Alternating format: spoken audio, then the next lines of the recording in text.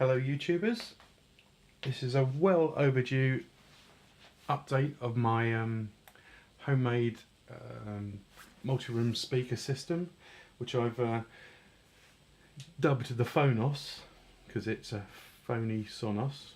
So yeah, there you go, that's the name of it. So I'll just give you a quick overview of what we've got here.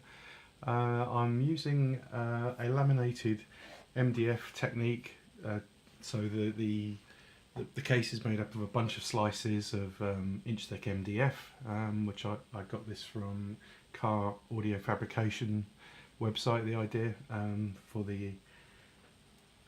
that method of construction. On the insides, starting at the left over here, we've got just a first order crossover. Then we've got a Sonos, so that I can actually control this remotely. I can switch the speaker on and off remotely, either through an app on my phone or via my Google Home devices. In the middle here we have the actual Chromecast audio itself, which is a great little bit of kit, and I've just 3D printed a little hanger that I'm going to mount this under here to get it up out the way and so it's not flapping around. So I've just 3D printed that. We've got an amplifier, which is just a Class D 15 watt per channel amplifier with a little capacitor there just to help smooth out some of the transient bumps in the power consumption. Then further at the back there we have an isolated voltage regulator, which takes the 12 volts that come into the amp, steps it down to 5 volts for the Chromecast audio. It's an isolated one so that I don't get any hum coming through the device. And then finally we've got another crossover this side as well. The speakers themselves are cheap as chips, and they are all from Maplins. The tweeters were £1.99 each, and the woofers, which are only 4 inches in diameter, are also £1.99 each. So very, very cheap parts. Sadly, I just heard on the radio that Maplins has gone into administration, so I don't know whether I'm going to be able to get any more of these speakers, so that's a bit sad. So that's where I am with it at the moment. It all bolts together. And it's for the price of the speakers, it sounds fairly reasonable. Oh, sorry, I've also got a tube here, bass reflex port, just to help the lows a little bit, which I think I've tuned to around 55 Hertz if I remember rightly. Yeah, so that's where I am with this project at the moment. Things I would have done differently, yeah, I cut all these out with a jigsaw, and that wasn't much fun. And then I haven't even attempted to finish the box yet. I'm just at the stage of putting it all together, just to give it a listening test and see how it sounds. I will probably rebuild it again, maybe slightly thicker. I've only done it sort of 10mm thick, and it's a little not flimsy, but it just adds a bit of boominess to the box. I think I prefer a bit of a deader box. So I'll probably rebuild it with sort of 18mm, 3/4 inch thick slices instead, and probably try and utilise another 3D printed item here, a router template. It's for getting those corners a bit nicer. So that's what I'll probably try and do for I wouldn't say production version, but for the finalised version. So I think what I'll do now is bolt it all back together, put my little 3D printed Chromecast audio holder in place and glue that in, and I'll come back with a brief listening test. A couple of other things I forgot to mention. One, I wrapped the Sonos in Kapton tape just for the moment until I mount it properly, just to stop it arcing out and shorting out on anything. Also, either side of the speaker port you'll see that there's a couple of strips of LEDs. Those are just to provide some subtle backlighting so that I know when the speaker's on, and that shines through this perspex rim around the edge, which has also been shaped to provide feet. That was a nice little idea by my friend Paul. thank you for that. Yeah, just those last couple of bits I wanted to add. Here is the back of the unit. We've just got a simple usual 12 volt power lead connector going in. We've got the entrance for the port, and we've also just got a power switch.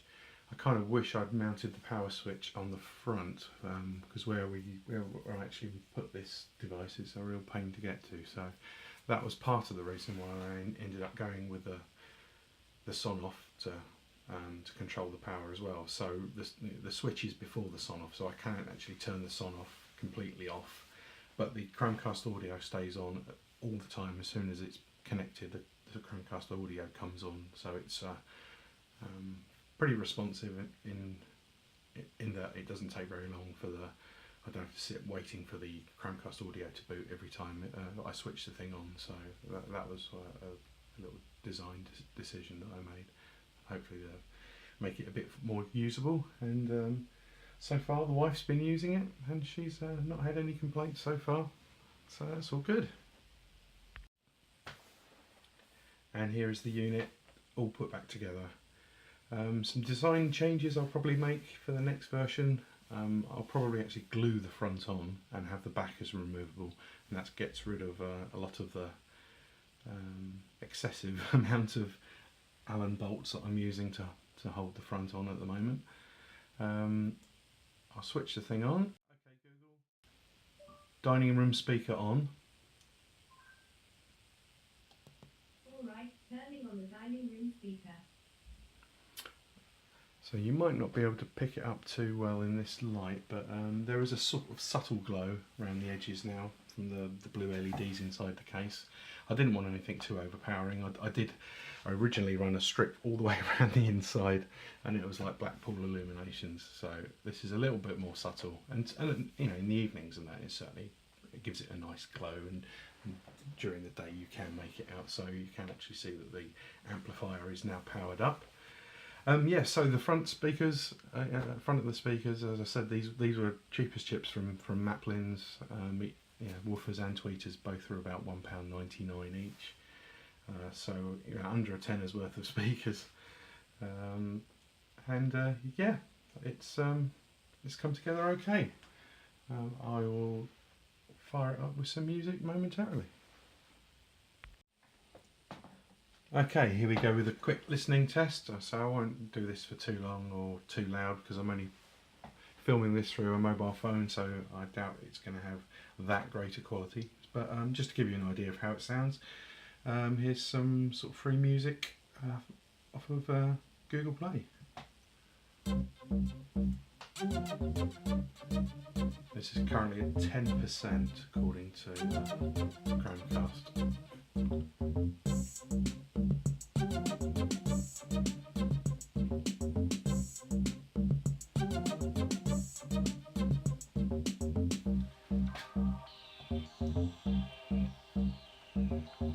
I'll push it up to 20%.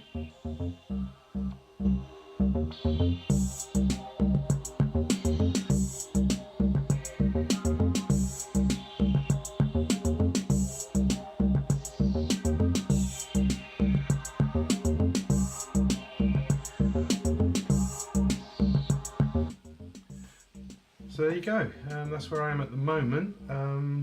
It's perfectly usable. I don't know that I'm actually going to bother finishing this particular case off, especially now I found out the speakers are no longer available.